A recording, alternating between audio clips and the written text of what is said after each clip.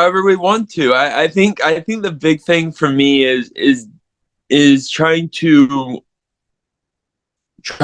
tell people about disability is changing the mindset. People with disabilities are viewed as sick, are viewed as weak, as not always people. And I think the most important thing that people forget is that disabilities provide knowledge. They provide growth. If we lived in a perfect world where everyone was super healthy and fit, it would be probably pretty boring. And having a disability to me is knowledge. I cannot do what I do today without my disability. And so I'll explain what I have. I have cerebral palsy. It's very common at childbirth from lack of oxygen to the brain. It affects fine and gross motor skills, hand-eye coordination, speech, dexterity, and usually, more often than not, if you have cerebral palsy, you have multiple disabilities. So it's like the lottery. You get them all. And so I started working on controlling my disability when I was 2 years old, through an organization called Shriners Hospitals for Children.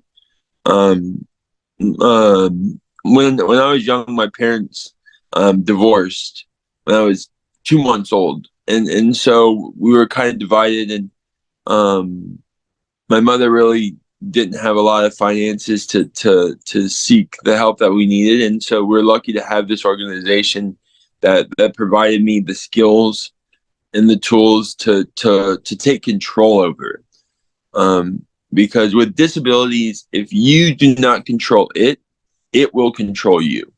And so I've worked my whole life in trying to maintain control over myself and what I want to achieve, and I think I'm doing all right with that. But through years of physical therapy, occupational therapy, and speech therapy, which I'm a firm believer that everyone should be doing. We all face challenges, and we all have our own disability. I don't look at disabilities as necessarily like a physical aspect.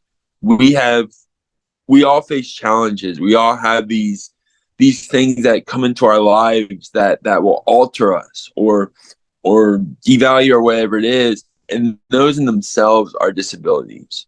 I don't view cerebral palsy as my disability because it gave me opportunities, it gave me understanding, and it gave me skills that no one has or understands, but someone that has gone through these things. And and so growing up with it, I view it as knowledge, and at the end of the day, knowledge is power. And if you're able to control it, like anything, if you let your emotions control you, you're not probably going to be a very happy person. And so it's about finding that understanding and that internal decision making and control of oneself that I'm very lucky that I don't always have that every day. It's a battle, but recognizing it and being like, oh, I need to work on this. I need to stretch. I need to harness that and utilize it. And so that's what I'm very lucky that I've been able to do with it.